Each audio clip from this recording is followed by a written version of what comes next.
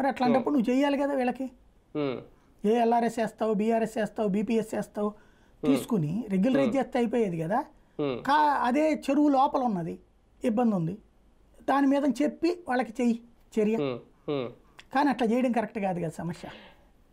రేపు భారీ ఎత్తున ప్రజా ఉద్యమాలు లేదంటే ఆందోళనకు సిద్ధమవుతున్నాం అనేది ఆల్రెడీ హరీష్ రావు చెప్పినా, బీఆర్ఎస్ నాయకులు చెప్తున్నా. రేవంత్ తనకు తానే ఒక పెద్ద పరీక్ష పెట్టుకుంటున్నారా? రేపొద్దున నిజంగా ఆందోళన ఉద్యమాలు మొదలైతే అది రేపొద్దున ఇబ్బంది కదా ఆయనకి? ఒకటి, బీఆర్ఎస్కు ఒక లైఫ్ ఇస్తున్నాడు రేవంత్. టాపిక్లు ఏమీ లేవు అనుకున్నారు, టాపిక్లు రేవంతే ఇస్తున్నాడు. పబ్లిక్ స్పందన ఎట్టుంటుంది అన్న దాని మీద ఫ్యూచర్ ఆధారపడి ఉంటుంది. రేపొద్దున నిజంగా పబ్లిక్ వాళ్ళంతరాలు స్వచ్ఛందంగా లక్షలాది మంది వచ్చారనుకోండి, ఇక ఎవడ ఆగడు. రేపొద్దున బీజేపీ ముందుకు వస్తే అందరూ దిగుతారు రోడ్డు మీదకి. అదే జనం రాలేదనుకోండి, ఇదో రాజకీయ డ్రామా కంటే ఉట్టి బీఆర్ఎస్ వాళ్ళు వాళ్ళే కనబడ్డారు అనుకోండి, ఇదో రాజకీయ డ్రామాగా కొట్టేస్తారు.